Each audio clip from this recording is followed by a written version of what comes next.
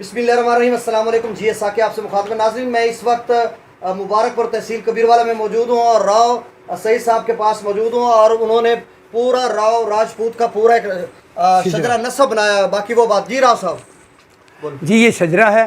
इस शजरा तूर और जाटू राजपूतों का है। वैसे मैंने आपको बताया कुछ सैकड़ों गोत हैं, उनका अलग है।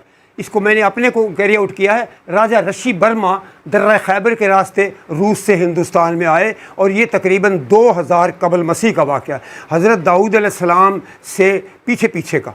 उसके बाद फिर ये आज तकरीबन 81 पुश्तें गुजर चुकी हैं। सबसे नीचे बॉटम के ऊपर ये मेरा पोता तलाल इमरान राव और मुनीब, ये दो मेरे पोते हैं। उंगली लगा पड़े यहीं पे। हाँ, ये मुनीब कामरान और ये तलाल, ये तलाल इमरान राव और मुनीब कामरान, ये आज मेरे पोते हैं जो 81वीं पुश्त में हैं, 81th जनरेशन। राव साहब आप दोबारा उधर जाहिद भाई अभी यहाँ से अगर आप शुरू करें तो उसके बाद राजा ऋषि बर्मा का बेटा हुआ राजा उत्तरी और एक राजा मार्च। अब हमने उत्तरी को आगे ले गए हैं, राजा सोमचंद्रमान, राजा ताराबुद, राजा चकूराज और एक राजा पोहब। पोहब आगे हमारी नस्ल में आ गया। राजा चकूराज जो था, इसमें यह खासियत थी कि ये परिंदों की ज़बान भी समझता था। उसके बाद राजा जुजाती, राजा संजीत, राजा नलगोप, ये सारे हो गए। उसके बाद फिर ये इसके अंदर आ जाते हैं राजा पीरू, राजा बसदेव, राजा मीर, राजा मार्स, राजा मान, तमाम राजे हैं। मैं पहले आपको अर्ज कर चुका हूँ कि तमाम ये स्टेट्स के राजे ही थे सब के सब। उसके बाद चलते चलते हत्ता के यहाँ ये बिक्रमी 5 का वाक़या है जो कि हज़रत ईसा अलैहिस्सलाम का पीरियड था। उस वक्त राजा हथ था, इसने गढ़ हथना नाम से एक कस्बा बसाया जो कि आज के दिल्ली के नाम से मौसूम है। और इसी दिल्ली के ऊपर हमारी यानी तूर गोत की जाटू गोत भी इसमें शामिल है। आगे चल के बताऊँगा कि इसको जाटू कहना क्यों शुरू कर दिया है। इस गोत की 23 पुश्त लगातार हुकूमत रही है और मुतफ़िक़ा तौर पर राजपूतों के दूसरे गोत इसको तस्लीम करते हैं। आखिरी जो इसका बादशाह था वो राजा अनंगपाल था और उसके बाद फिर उसके बाद भी इसको दिल्ली को किसी ने फतह नहीं किया, बल्कि पृथ्वीराज चौहान को भांजा था दाज के अंदर, जहेज़ के अंदर अपनी हुकूमत उसको डोनेट कर दी ताकि ये हुकूमत करेगा। 23 पुश्त करने के बाद आदमी उकता भी जाता है, तंग भी पड़ जाता है। उसके बाद इसको टेक ओवर कर लिया इसने पृथ्वीराज चौहान ने, जो पानीपत की जंगों के अंदर आपको पता होगा मोहम्मद गौरी को भी शिकस्त दी, बाद में फिर शिकस्त का ख़ुद भी शिकार हुआ। उसके बाद चलते चलते फिर ये मुख्तलिफ़ जगह, कोई किसी जगह पर रहा। ये जोधपुर के इलाके का राजा था। ये राजा राजस्थान में नरसर के मुकाम पे हुक्मरानी करता था। राजपूताना में बमुकाम खेड़ी के मुकाम पे राजा दोट हुकूमत करता था। राजा पापट जल्लू पायन राजस्थान का राजा था। इस तरीके से ये राजा जाटू और सतरावला यानी तूर चला आ रहा था। यहाँ जाटू एक जीत सिंह था और एक सीत सिंह था। जो जीत सिंह था उसको जाटू कहने लगे, सीत सिंह को सतरावला। लिहाजा सतरावले तूर और जाटू तूर हैं, ये भी तूर ही हैं। और एक छोटा सा गोत इसमें रागू चला है। इसके सिर्फ 3 गांव थे, एक खैनग, एक रतेरा और एक लोहारी। ये 3 गांव जो हैं ये इसके चले हैं। और सतरावलों के तकरीबन कोई 20 गांव हैं और जाटुओं के सैकड़ों गांव हैं। ये खुदा की तरफ से इनमें इजाफा ज़्यादा होना था। अगर हम जाटुओं को आगे लेकर चलें तो फिर आप आगे चलते रहें। ये राजा रतनपाल आ गया है। ये राजा था, इसके बेटे ने बलियाली को बसाया था। इसके 3 बेटे थे। एक इसका रतनपाल का भाई था राजा जीद। इसके जमालपुर और हाजमपुर आबाद हुए, जिनका हदूद दरबे में पहले जिक्र कर चुका हूँ। रतनपाल के जो बेटे थे राजा नीम, इसने बिहाड़ी को आबाद किया जो कि आजकल ज़िला है। राजा बाम ने बलियाली को आबाद किया जो कि अभी ज़िला या तहसील नहीं है। वो मैंने वीडियो में बता चुका हूँ कि कस्बा बलियाली बहुत बड़ा था, लेकिन it was little away from the main road as well as main line. तो इसलिए ये ज़रूरी है कि तहसील या ज़िला हो तो कम से कम वो किसी रोड हेड या रेलवे हेड को टच करता हो।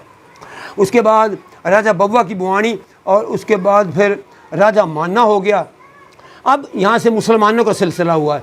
अब राजा मान्ना के 2 बेटे हुए, एक बेंजा और कामा। कामा की औलाद हिंदू है और अभी तक वो बलियाली में आबाद है, लेकिन अनफॉर्चुनेटली उनका कोई इजाफा नहीं हुआ है। वो 12 ही घर हम छोड़ के आए हैं, जबकि राजा बेंजा जो मुसलमान हो गया था ये मुसलमान हुआ और पुआरों के यहाँ इसकी शादी हुई। पुआर एक हमारा गोत है। उसके बाद ये राजा हम यानी अपने गोत में भी शादी नहीं करते हैं, ना तूर से करेगा और ना जाटू से करेगा, लिहाजा उसकी शादी पुआरों में हुई, ये दूसरे गोत में। राजा मंगसू, राजा ताजा, राजा मुरादा। अब आप आ जाएँ, ये जो राजा मुरादा है इसकी औलाद जो है इसका मंगस और फत्ता हुए हैं। फत्ता जो मंगस है इसका औलाद थी आला, और आला की औलाद इस वक्त गरुचक 23 SP तहसील वजीला पाकपट्टन में आबाद है, इसकी औलाद। उसके बाद राजा जो फत्ता है, बस हाँ इसको थोड़ा ऊपर फोल्ड कर। उसके बाद फिर आप इधर से आ जाए, ये राजा जूहा है। राजा जूहा के 3 बेटे थे, राजा पीरू, इब्राहिम और घुरसी। इब्राहिम की औलाद जारा पाना चकबेदी के अंदर आबाद है, कुछ घर इनके दुनियापुर के अंदर हैं। अब जो घुरसी के जो बेटे थे वो थे रामू और शाम। जो रामूपुरा है ये 25 चक पाकपट्टन में आबाद है, और शाम के आगे 2 मोहल्ले और हो गए, सबड़ा और चूड़। जो सबड़ा है उसको वो ये हुमारा है, ये आगे फिर चल पड़ा है। फिर सबड़े के आगे बेटे ऐसे हुए हैं कि जस्सा, मोकम, वज़ीरा, ये मेरी नस्ल आगे चलती जा रही है। हत्ता कि फिर नीचे आने के बाद ये मेरा दादा था सिजावल ख़ान, हवलदार इनायत अली, दफ़ेदार हिमायत अली मेरा ताया था, फ़ौज में दफ़ेदार था। ये हवलदार इनायत अली मेरा वालिद था। ये अहमद ख़ान आर्मी में नायक थे, ज़ख्मी भी हो गए थे, ग्रेनेड इनको लगा था। और ये फ़तेह मोहम्मद मेरा चाचा था, ये भी रिसाला की टैंक रेजिमेंट में मुलाजिम था। आगे हवलदार इनायत के 4 बेटे हुए, अब्दुल मजीद, सूबेदार सईद, माई सेल्फ, और मलक मोहम्मद अली अफसर। उसके बाद फिर सूबेदार सईद के मोहम्मद इमरान सईद और कामरान सईद। उसके बाद इमरान सईद का तलाल इमरान राव और कामरान सईद का मुनीब कामरान। ये इस वक्त मेरी 81वीं पुश्त का ये आखिरी जनरेशन वो ये है। इसके और मज़ीद इस बलियाली गाँव, हाँ फिर उसके बाद ये रामू जो 25 चक में मैंने बताया था, उसमें आबाद हो गया।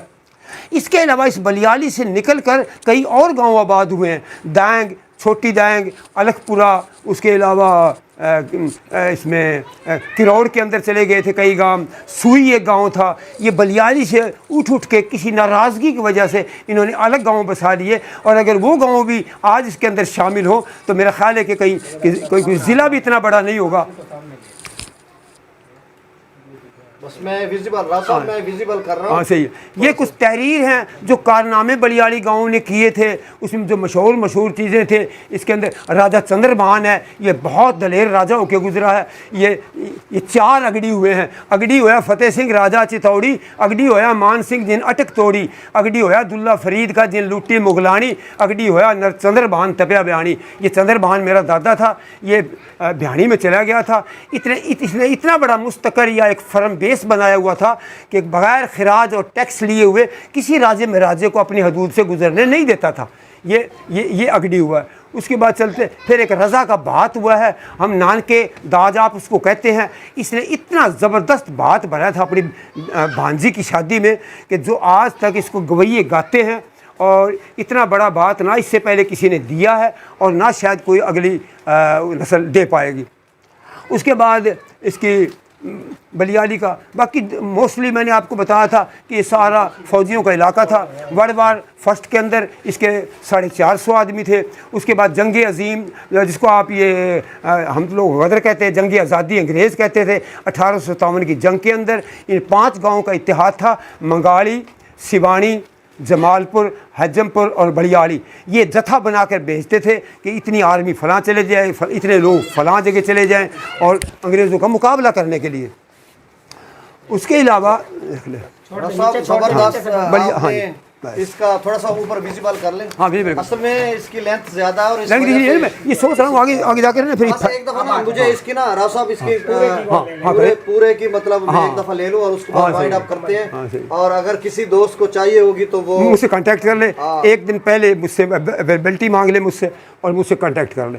मैं तमाम उन पर इंटरव्यू पर यही कहता हूँ कि अभी आवाज़ जा तो नहीं रही है? आवाज़ जा रही है। अब बोलते रहे, बस हमें बोलते रहे। पर यह है कि अगर किसी आदमी ने कोई राजपूतों के बारे में या अपने गोत के बारे में कोई मालूमात अगर हासिल करनी हो तो वो मुझसे रब्ता कर ले, लेकिन कम से कम 1 या 2 दिन पहले मुझसे अवेलेबिलिटी मांग लें कि मैं ऐसा ना हो कहीं मैं हाजिर आपको ना मिलूं। और आपको हर किस्म की मालूमात इंशाल्लाह यहाँ से मुहैया होगी।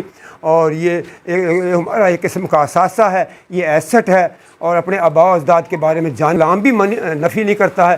पहले मैं बता चुका हूँ कि इस्लाम के अंदर आयत उतरी है, उसका तर्जुमा यही है कि आपको मुख्तलिफ़ हिस्से और कौमों में तकसीम कर दिया गया है ताकि आप लोगों की एक दूसरे की पहचान हो सके।